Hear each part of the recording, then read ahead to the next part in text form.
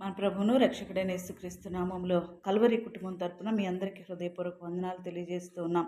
నా ప్రియ సహోదరి సహోదరులారా, ఈ దినము, ఈ ఉదయకాల దినము దేవుడు మనకిస్తున్న నూతన వాగ్దానము యెహెజ్కేలు గ్రంథం 36వ అధ్యాయం 11వ వచనం.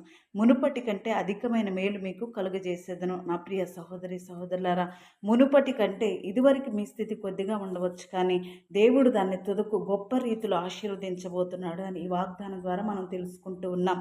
నిజమే, అనేక సమస్యల చేత, శోధన చేత మరి కొట్టుమిట్టాడుతున్న ఈ దినాలలో కష్టపడుతున్నా కానీ వారి యొక్క కష్టమంతా కూడా పాడైపోతున్న స్థితిలో, ఏ రీతిగా ఖర్చు పెట్టాలో వారికి తెలియని స్థితిలో ఉంటున్న ఈ దినాల్లో దేవుని యొక్క జ్ఞానంతో నడిపించబడుతున్న ప్రతి ఒక్కరు కూడా మునుపు మన పరిస్థితి కొంచెముగా ఉండా దేవుడు దాన్ని అధికమైన మేలునిస్తూ నడిపిస్తూ ఉంటున్నాను అని దేవుని యొక్క లేఖనం ద్వారా మనకు తెలియజేస్తూ ఉన్నాడు.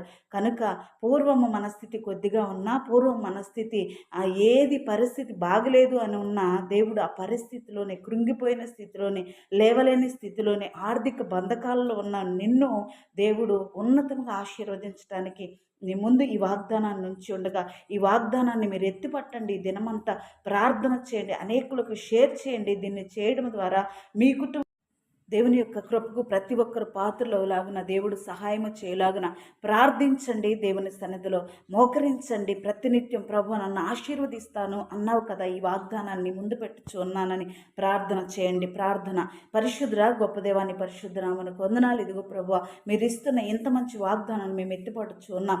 మునుపు మా పరిస్థితి శ్రమలు, శోధనలు, ఇరుకులు, ఇబ్బందులు, సమస్యల సుడిగుండంలో కొట్టుమిట్టాడుతూ ఉన్నాయి, కానీ నిన్ను కలిగిన మేము అధికమైన ఆశీర్వాదం పొందడానికి మీరు ఇస్తున్న ఈ మంచి వాగ్దానాన్ని బట్టి నీకు వందనాలు ప్రభువా. ప్రతి బిడ్డ వారి కుటుంబంలో ఉన్న ప్రతి బంధకాల నుండి విడుదల దయచేయండి. అనారోగ్యములు కొట్టివేయండి. అప్పుల బాధ నుండి విడుదల దయచేయండి.